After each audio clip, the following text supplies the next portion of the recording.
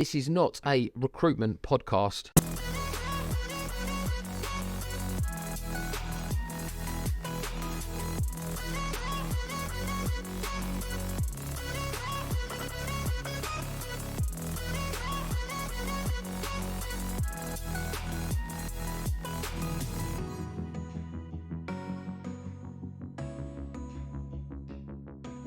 Welcome back to another episode of Powered by People podcast. I am fortunate enough to be joined by two automation experts, shall we say.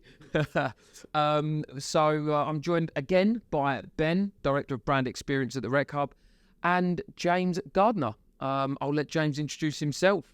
Hey Harry, hey Ben, many thanks for the invite. Currently am Head of Talent for Distributed. We are a private talent cloud.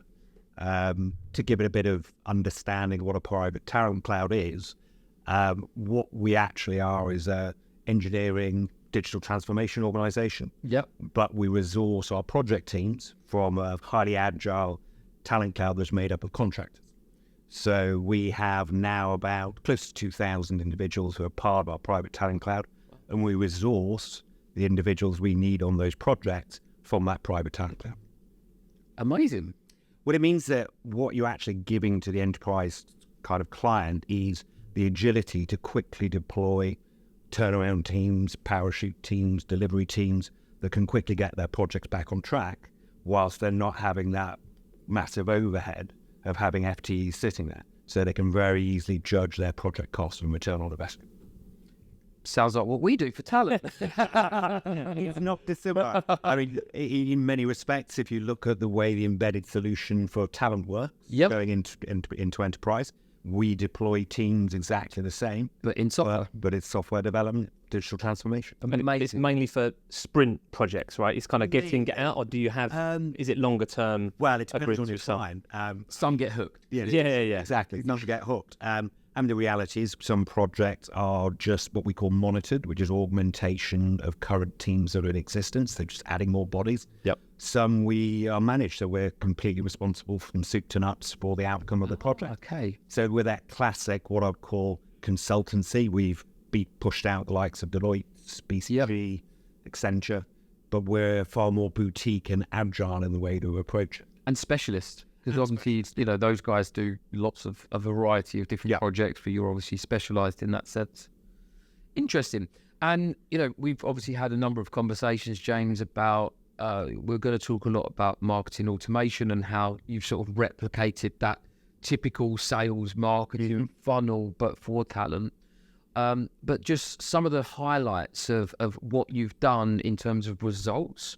Yeah. Because obviously when you started, Your goal is to create the largest talent pool possible so that you can... Well, the largest and most skilled. So, I mean, if you think about talent clouds, you have Upwork, for example, who I'm sure you're aware of. That's a public talent cloud.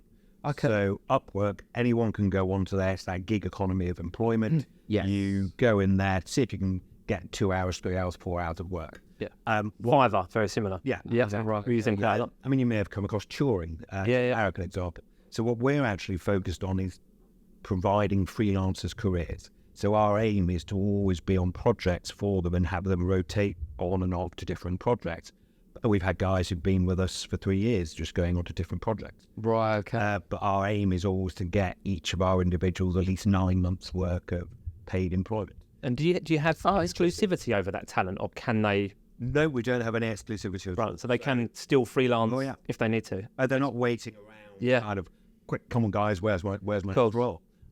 So your one of your promises to the talent is we're aiming to get you at least 9 months worth of work in a 12-month period. Yes, but I mean it can be roll on, roll off, of course. But if you're, let's look at one of the real driving forces that are in terms of enterprise kind of projects at the moment. It's all cost reduction. Yes. Because, I mean, we've gone through a very heady heights of a really strong market. Yeah. Let's just say we've fallen off a precipice. It's tough out there. Oh, have we? Haven't noticed. So enterprise at the moment, biggest call out is reduce cost by 25%. Yeah. And yes, if you look at it, if the overall cost of a contractor can be increased to an FTE. Yep. But what you're actually driving is a far more effective and efficient ratio about driving your project. Yep. Because you're bringing them on, deploying them for a length of project, and then X them out. Yep.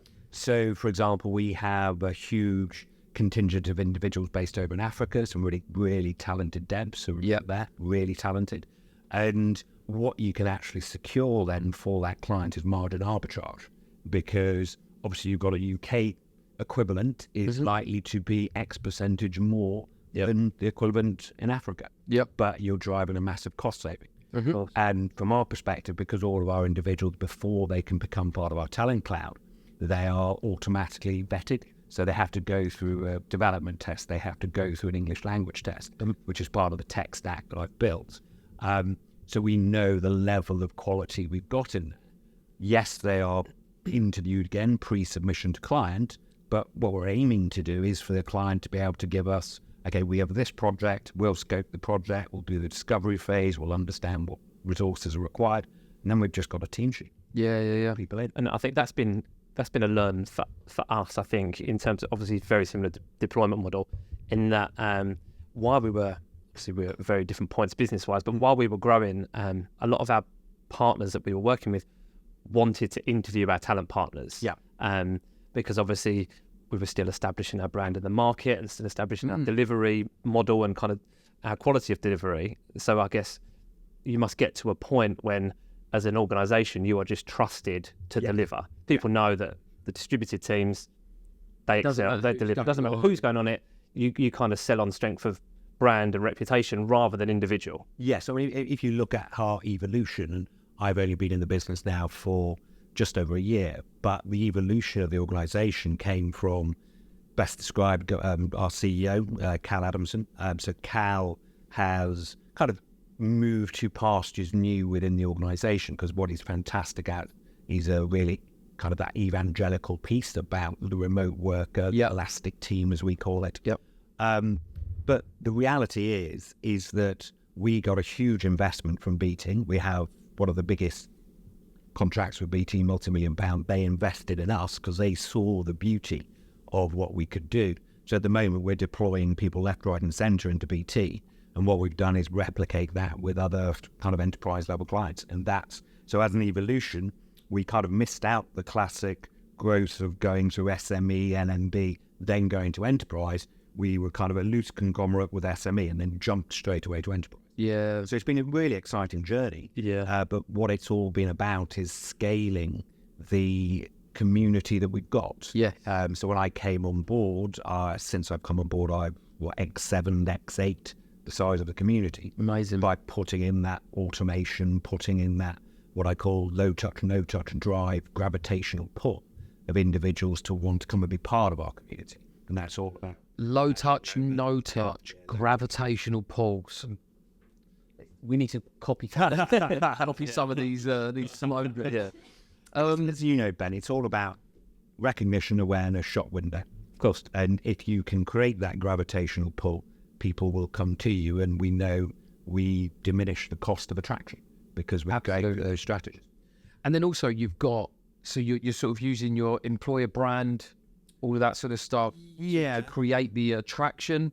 And then you've got your sort of marketing, your recruitment automation funnel for that low touch, no touch, getting people into, getting qualified people into I mean, I would the talent pool. That, but I mean, I will be the first to say we've got a long way to go on our employer branding. It's not that we have a poor employer brand, we just don't have, and it's not amplified. And there's a lot of kind of projects and strategies that I've been putting in place to drive that forward.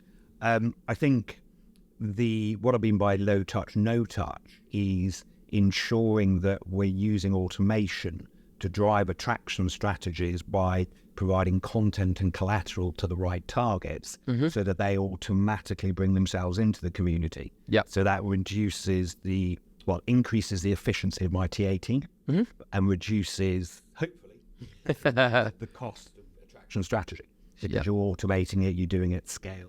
Well, because without the automation, there's a recruiter on the end, right? I mean, we've still got recruiters, without a shadow of a doubt, but we have our automation strategy to support them. Always on. always on. Yeah. We've got the TA specialists who are there to, if we need an abundance of a particular skill set, Yep. we can drive strategies on automation to bring people in automatically.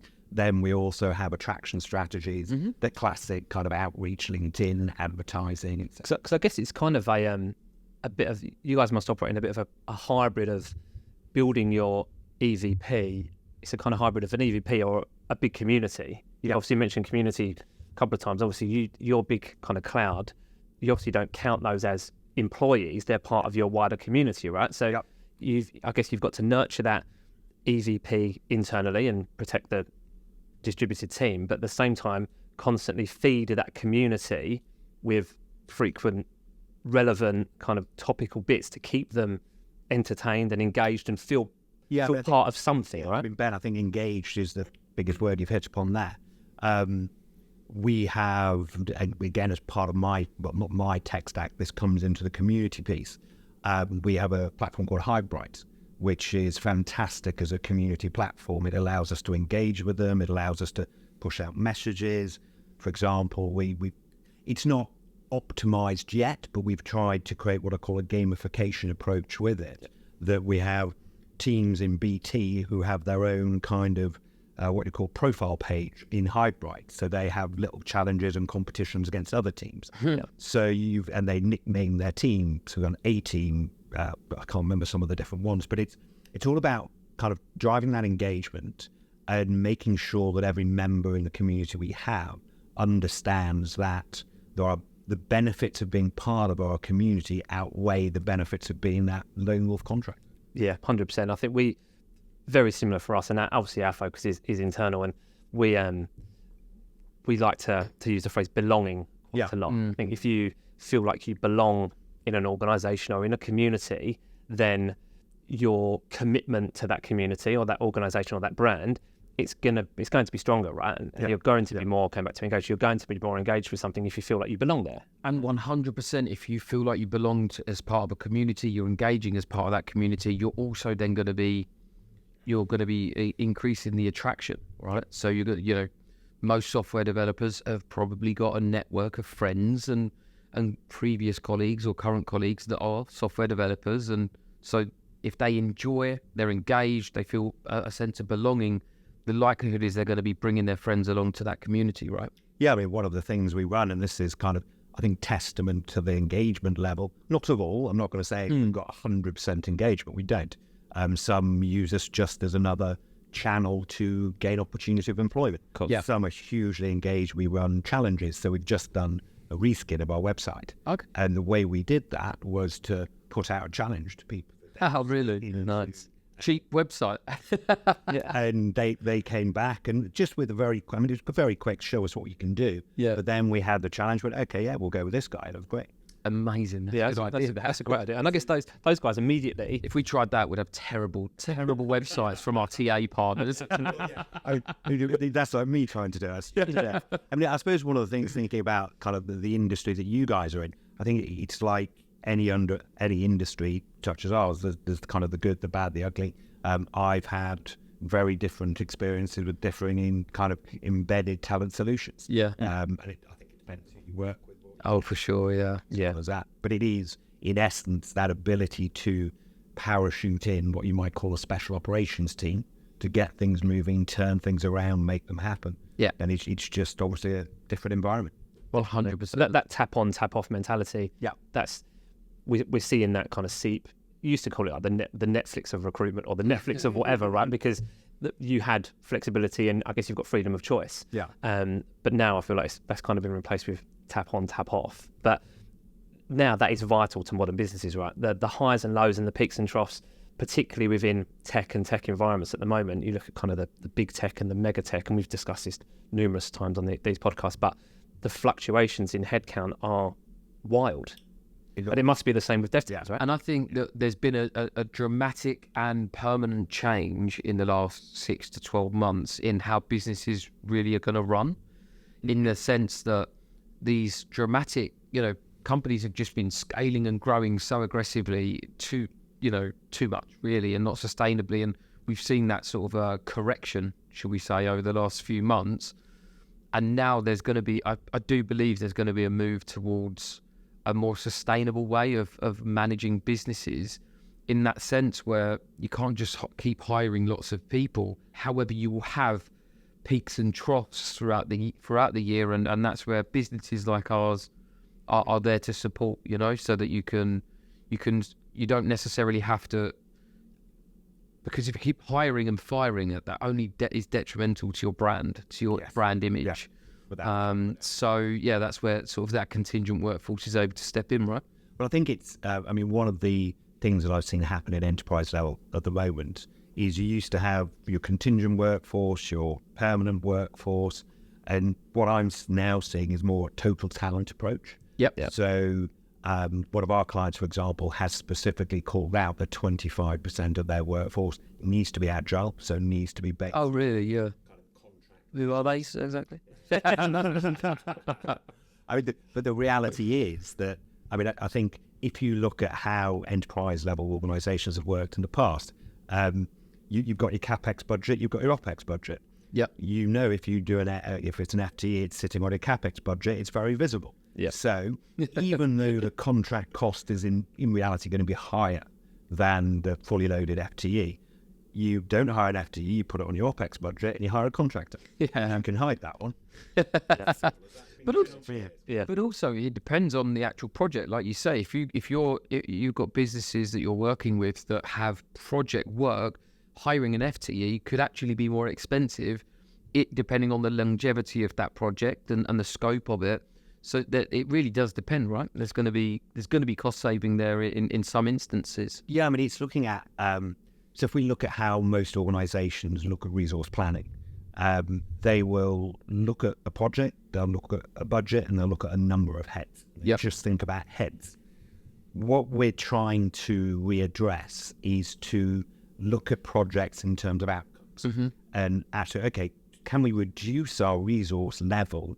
Maybe they're a little bit more expensive as individuals, but do we reduce our resource level, and then can we drive a faster and more effective outcome because the level we're hiring and involved in the project is a level of quality? Yeah. So it's really readdressing that point, and in some respects, that pivot is quite difficult for large enterprise because they can only function on kind of looking at a project about, okay, it will cost us X, and that will give us X amount of heads that we need.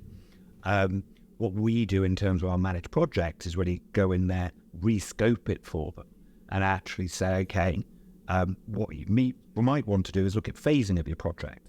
You don't actually need all of this stuff. Yeah, that's very true. Your scoping, you need your BAs, you need your solutions architects.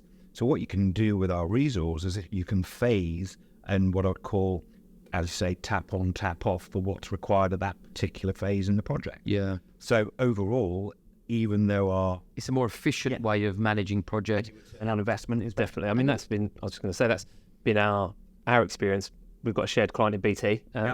We work quite a lot with BT, and our experience has been very similar with those guys in that there might be a spike in tech hires needed or devs. So we'll add on another tech recruiter, and then a couple of months later that might come off, and then go to market need to look. So then another kind of specialism or specialist will go on there to see that. So you're just reacting to the trends and the needs of the organisation rather than locking them into some long-term commitment, which probably isn't going to drive the most effective output.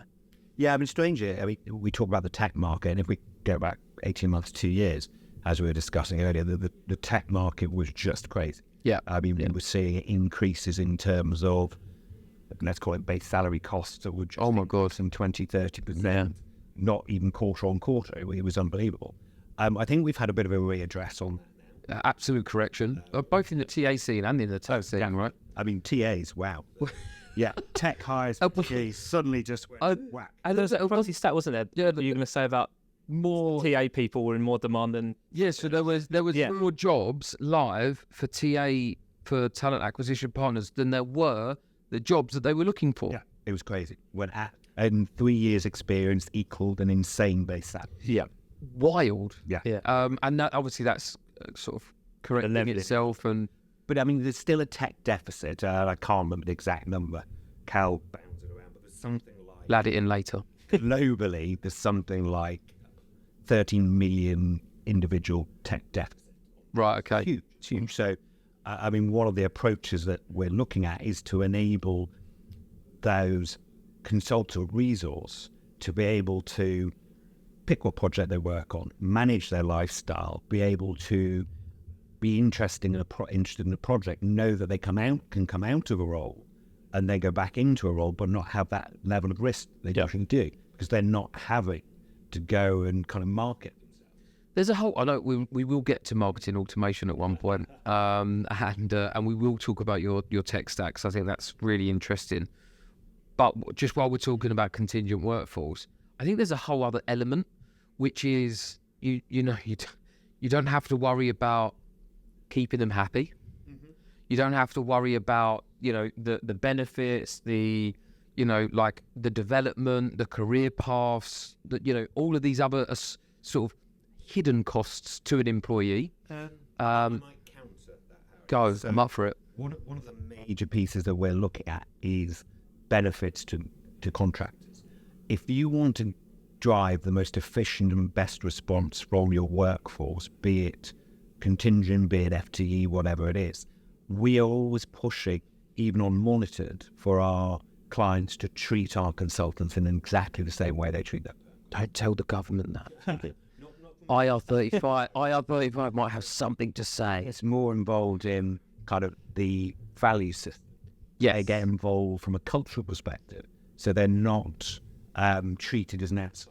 I've heard some wild rumours of companies in like Germany.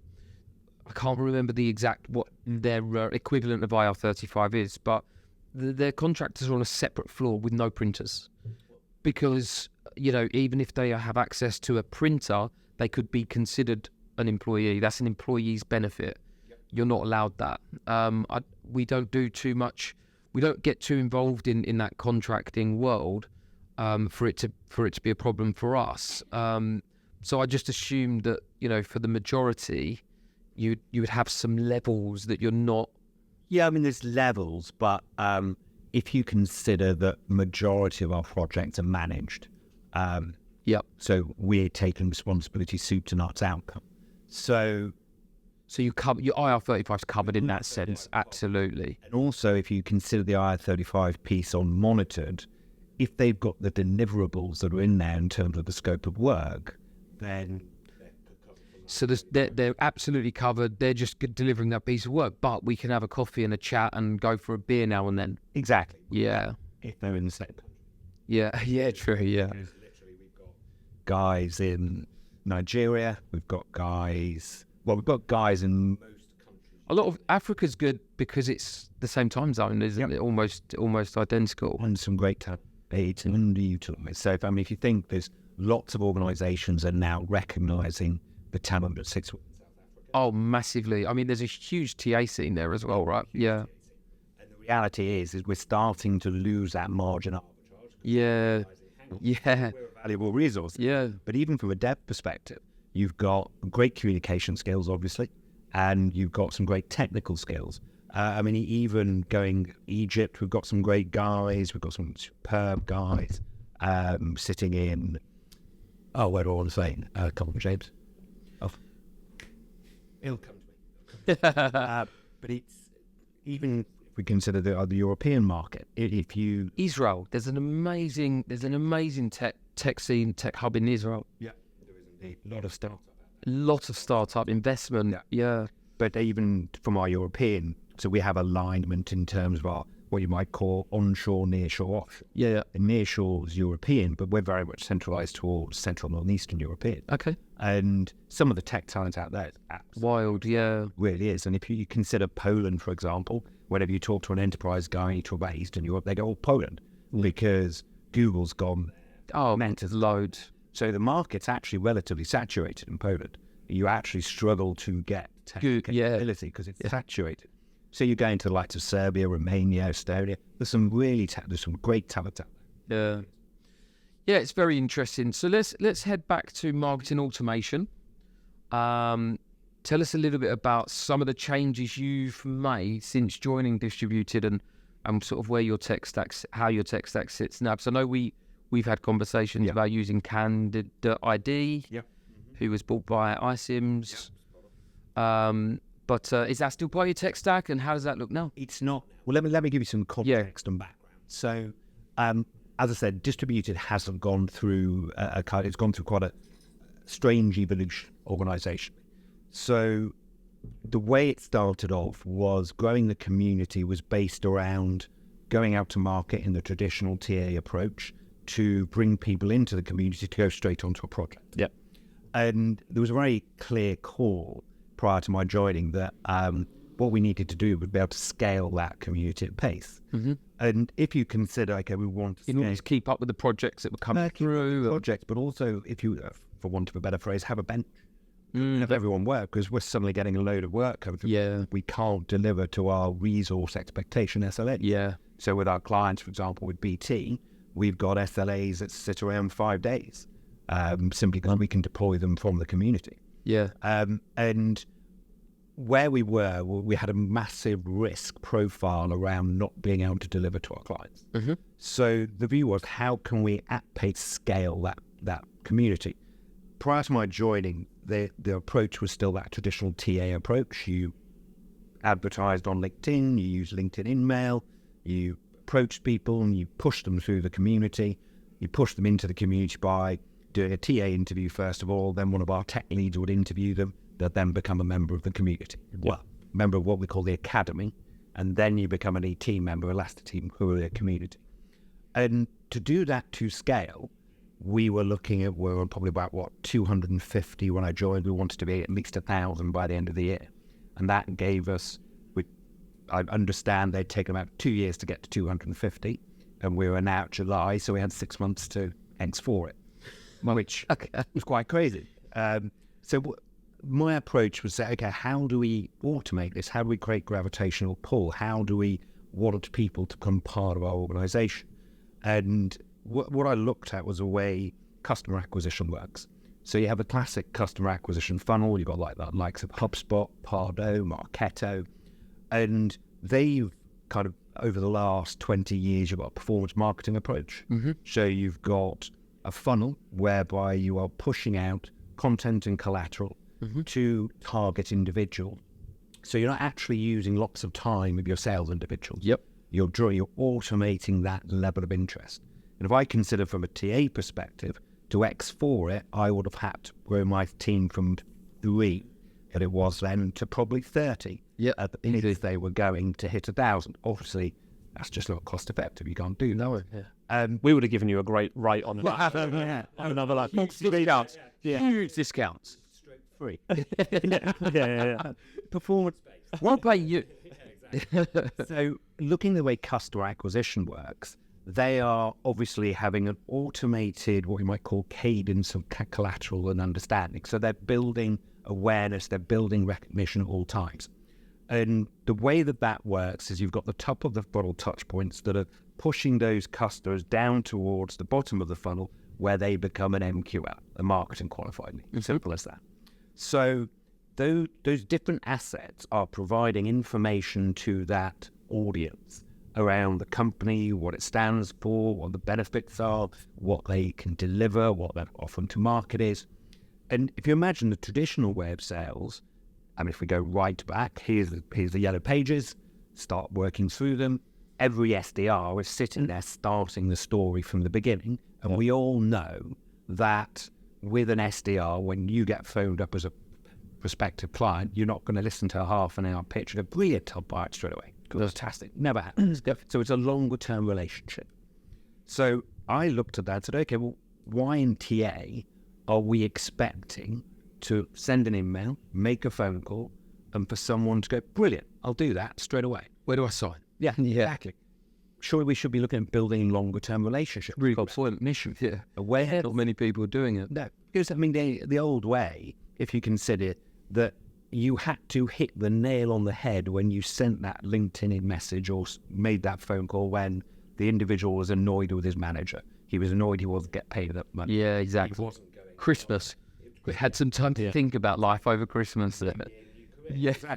But if you don't hit them at that point, the reality is with most TA functions, that will then be forgotten about. It goes into the wind. You get your new target from LinkedIn and you start that project. Of course. So why are we not continuing that? Why are we not trying to build that relationship over a longer term period?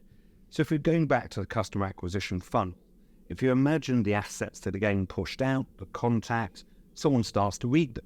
Someone starts to get interested. So they get given a point score. They're opening that asset. Seed scoring. Yeah, exactly. And that drives them down to the bottom of the funnel in terms of customer acquisition. They then become a marketing qualified lead. That goes over to the SDR team.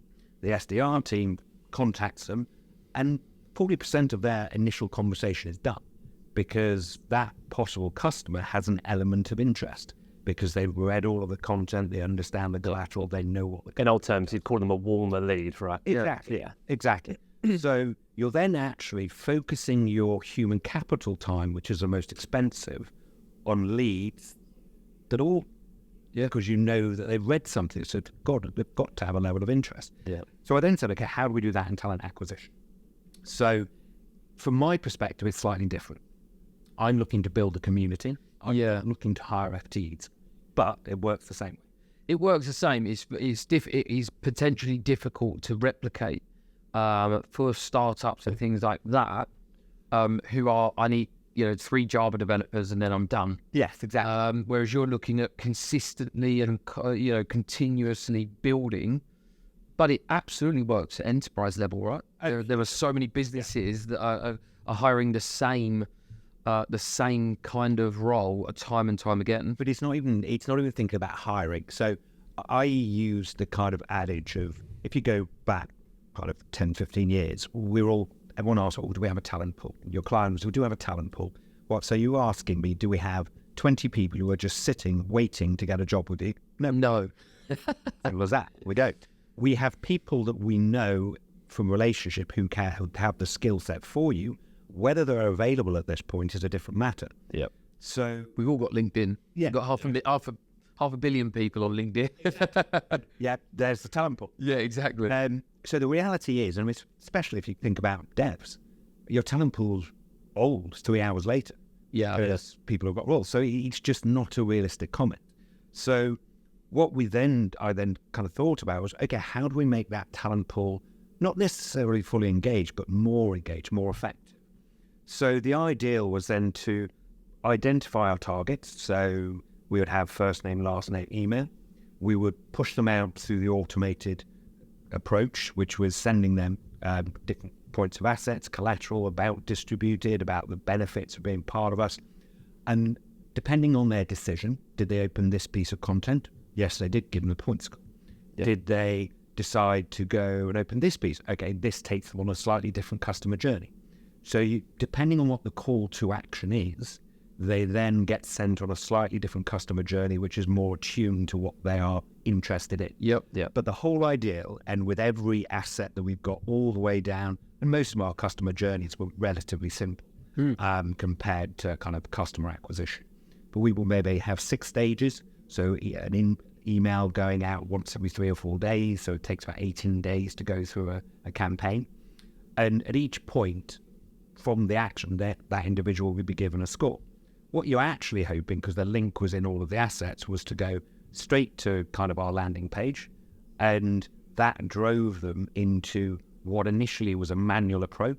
So I implemented at that point a technical dev test called Codility. Yeah.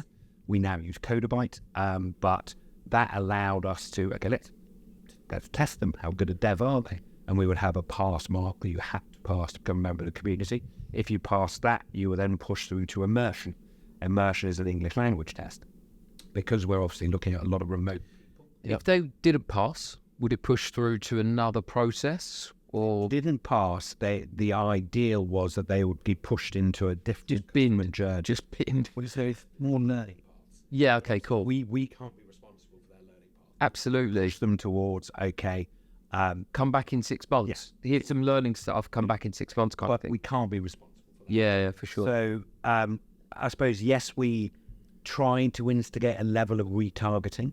Yep. But was it a seamless, smooth approach? No. No, okay, yeah. And in all honesty, when we first kicked this off, what looked like this perfect automated seamless approach to the external community member was actually my team sitting behind, sending out manual tests like that.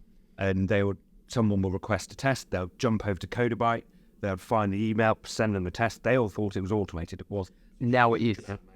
Yeah. Now it is. Oh, amazing. So what we've now got is we've got a new, what you might call landing page, which we call engineer.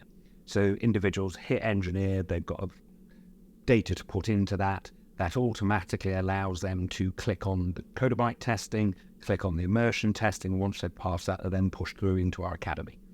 And that's when they'll speak to a talent partner of sorts? No, they don't speak to a talent partner at all. They've gone through the automated route. Wow. So How that's amazing. no touch, low touch. That's how we can drive the cost efficiencies. That's no touch.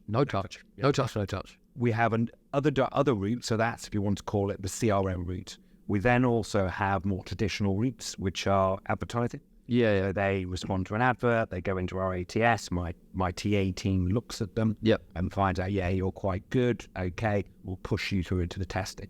Or we've then got also doing attraction strategies through outreach. So if we know that we can see a specific project coming down the line and we go, okay, we don't have an abundance of X skill set. We need to go to market and build up the fraternity in the community around that skill set. And because we are getting a level of success is probably the best way to put it. I think last year we grew by about 300%. Wow. Yeah, it's big. We're now having requests from enterprise clients that don't actually fit with our community skills. Like you're able to quite quickly adapt and build that community in order to... That's interesting. The only kind of hurdle that we've got is, okay, how do we create a fast and seamless vetting procedure? So if it's, we're BAs, PMs, okay, how do we do that? There's no coding test. And it's the same for, if you're doing recruitment for sales or for, the corporate roles across legal and, back office functions. There's no automated sequencing that we can put these people through. No, there's not. Also we've got the business side. We've got the advent of chat as well, ChatGPT. Which, let's be honest, at the moment, you put a Codabyte test to them. So we've got to have consideration around that. These companies like Codility, Codabyte, they are coming up with ways to anti-AI, basically, aren't they? Like they can tell which tests have used AI to... Problem that they by using AI. But the problem that they've got actually is if you have kind of just two screens open and you do it on one, because what they're looking for is the time it takes someone to do it. So if you're a reasonable dev, you should just clock on and go, okay. So what they're looking for is the time it takes for the individual to do it and how quickly the characters are deployed. So then you can't copy and paste. So if they're getting deployed later, it's likely that they're potentially... Well, no, if they're getting deployed in sequence, it's likely that they're... they're using... If they're just getting a copy and paste dump, then it's AI or some form of plagiarism. But it's becoming far more difficult. Really. We're very well aware of it.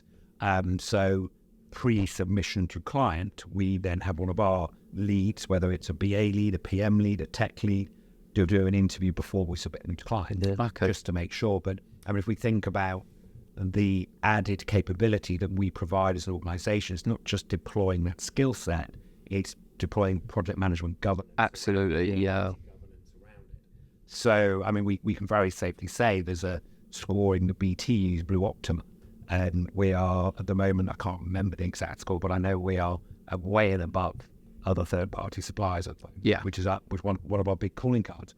But the only way we've managed to do that is to be able to create the volume at the top of the funnel in the talent that we can then, if you want to call it, sift out the absolute top talent and bring them into community. That quality drive has always been on. I wouldn't say it's our point of differentiation. Yes, we've often been told you're quite expensive. Yeah, we are, because we're quality. Don't view us as an alternate recruitment chat. Yeah. That's how you want to work with us. That's not what we do. Yeah. What we do is understand the outcomes that you need and give you, Deliver them. then give you a faster pathway to that. Yeah. Even if we're doing it on a monitor basis. So I guess a quick one from me. So obviously we discussed the acquisition and the building of that community. As we know, that's only kind of 50% of the job. Yes. Once they're on board and part of the community, the nurturing has to kick in, right? Because you don't want someone to sign up or join or kind of pass all their tests and then they go missing because you're not nurturing or engaging with that community. So is the kind of nurture side of things, is that just as automated as the acquisition? It is to a certain extent. I go back to Hivebright that I mentioned. So Hivebright is where our community lives. So a lot of that, yes, it's automated in terms of messaging that we can push out, et cetera, et cetera. Yeah. But we also have a community team that doesn't sit under myself, which is focused on, okay, how do we drive engagement? How do we... Do you do like events and things like that? we have done previously. Funny enough, we were at a community event a couple of weeks ago. Oh, nice. Took a load of people out bowling. Had a great time. We got some very good NPS scores. Yeah. Always send your engagement survey out after an event. Yeah. But I mean, how to put this? Because we are so dispersed, we're distributed. That's the comment in the NAID. Yeah, it's really difficult. We're the same. Yeah, we're obviously much smaller, and so we've got sort of 3 hubs that we like to host an event to bring people together. But I mean, if you were to grow all across Europe, then it's going to start costing a considerable amount of money to host regular get-togethers. It's just not doable, is it? Like, not talking about global teams, then it becomes nigh on impossible without a blank checkbook. But I think the nurture side of things is really interesting, and hopefully I guess you guys are probably seeing this, where your community almost sort of self-engages and self-polices itself, arguably because they're always engaged on a project, or most of the time they're engaged on a project. So that's kind of their focus. But if you do have that community team or those sort of ambassadors sitting within that community, then it kind of takes on a life of its own and almost kind of becomes, as you said, self-fulfilling and self-policing, right? Well, one of the things we're driving is what you might call self-regulation. Yeah. So we are creating a review board that sits within our community. So the community members are then going to be reviewing individuals who come into our academy. So remember I talked about the community? Yep. The first step is academy. And yes, you can get brought onto a project from academy, not a problem. But the ETs, the elastic team, that's kind of a step up. And the ETs are guys that we've deployed numerous occasions. They've gone Absolutely solid. Reliability factor is there. put them straight on. And as I said, the ET team, which is about 250, 260, They're now becoming your review team as well. they're just continuous. Yeah. They roll on roll of projects. They sit there and say, well, I don't need to go and have interviews with people. Yeah. I just go with projects with you guys. It's a much easier life for. Just before we run out of time, and if we can add any more value to any of our 7 listeners, what is the tech stack that you've mentioned a few throughout the conversation. If anyone wanted to try and replicate a similar automated low touch, no touch. The way I would approach it, and it's what we're now deploying, is okay. Let me quantify this. There's lots and lots and lots of tools in TA. There are an abundance of them. We know there is, and it's great because as a function, we are starting to recognise A, how do we be more efficient? Yeah. And B, how do we drive greater return on investment? For sure. C, how do we get a seat at the table? Yeah. How do we get recognised? Because we've always been seen as a cost, but what we're managing to now do is actually to understand the Strategic value. well, the level, the potential of the individuals who sit in your company directly derives the success your company's going to have. Of course, it's that simple. Yeah. Companies are powered by people. Exactly. Exactly. I don't know if you call that, but And the reality is that, how to put this, if you're looking to get that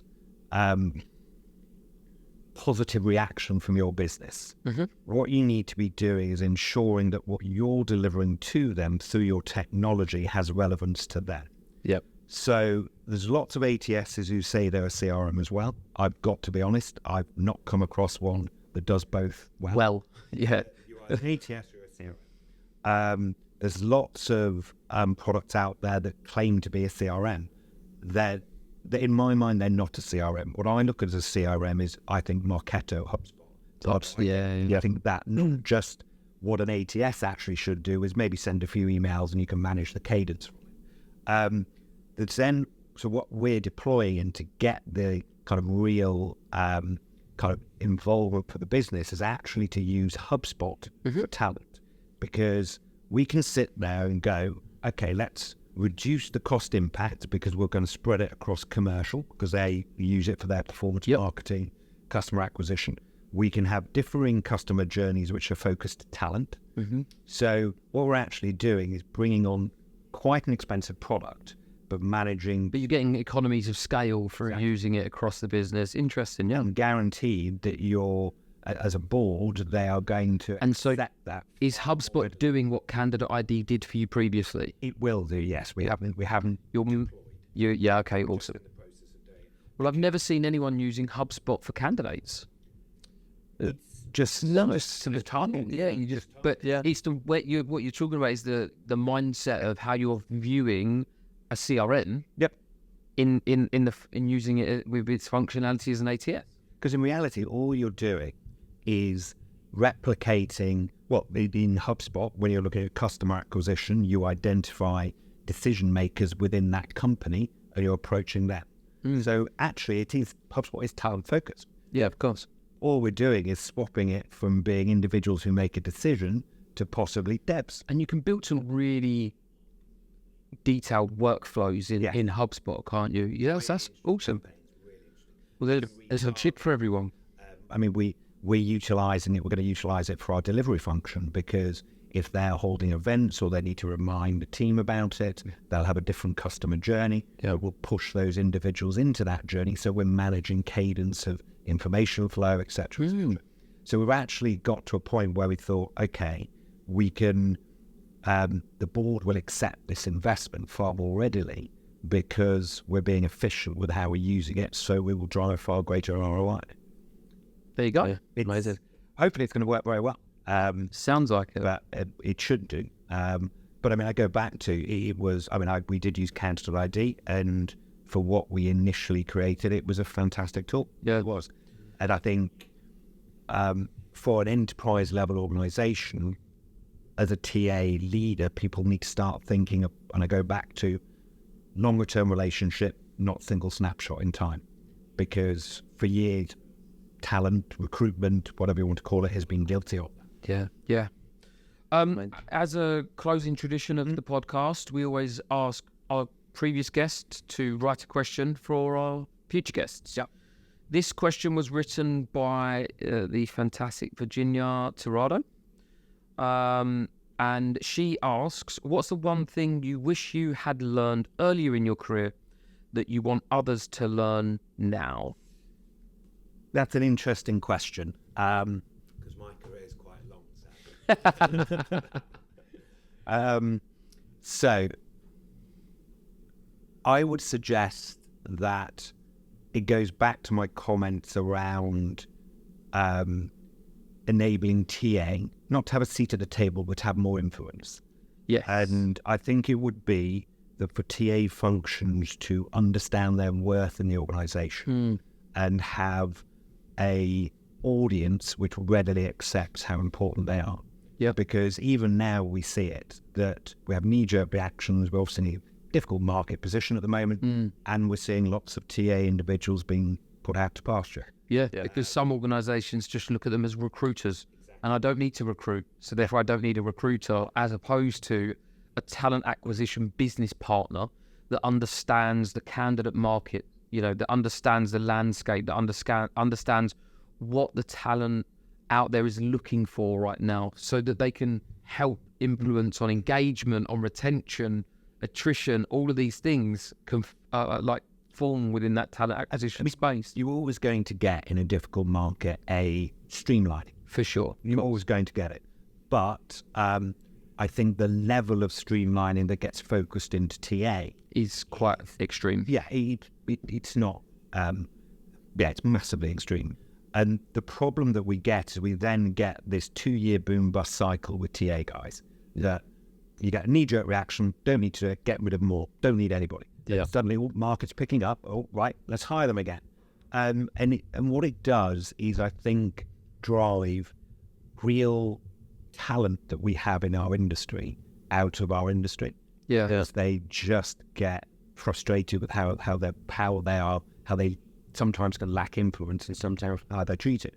Because if you consider talent acquisition, it is the amalgamation of a huge amount of skill sets. Yeah. There isn't any other role that I can think in kind of enterprise level organization or SME, et cetera, that needs such a vast array of skill sets. Definitely. Yeah, I think Lewis Milford, one of our first guests, said something very similar in the skills of a talent acquisition professional. You have to be quite sales orientated. You have to be a influencer. You have to be quite data heavy. You have to be able to close. You have to be quite entrepreneurial in your approach. You have to be able to stakeholder manage. You have to market your brand, represent your brand. To your point, I don't think there's any other teams or departments within a business that has that wide ranging skill set. You're internal with stakeholders and HR business partners. You're external with candidates. You're seeing both sides of the market. Yeah, it's a really interesting place that we sit. But I think also with that, it's sometimes why I get frustrated with the level of demeanour that sometimes recruitment is said, but you are a recruitment consultant. But you don't get that in the US though. No, you don't get that in the US. Yeah.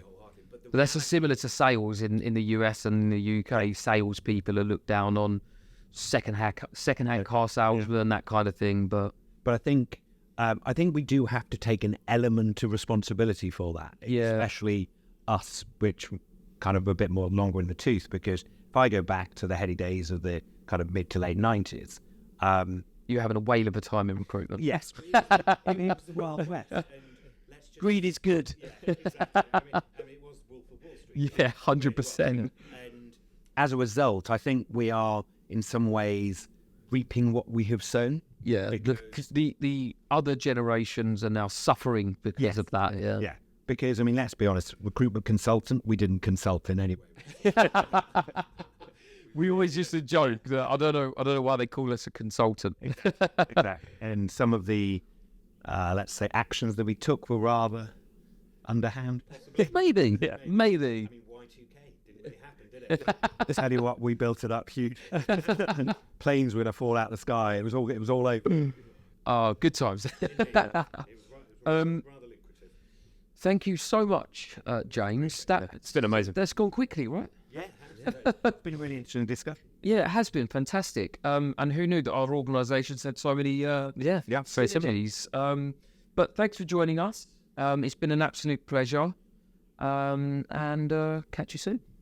A very specific part of the strategy that is not about market share, but it's about the profit share. Yeah. How do you do what you do really well in the markets that you're in?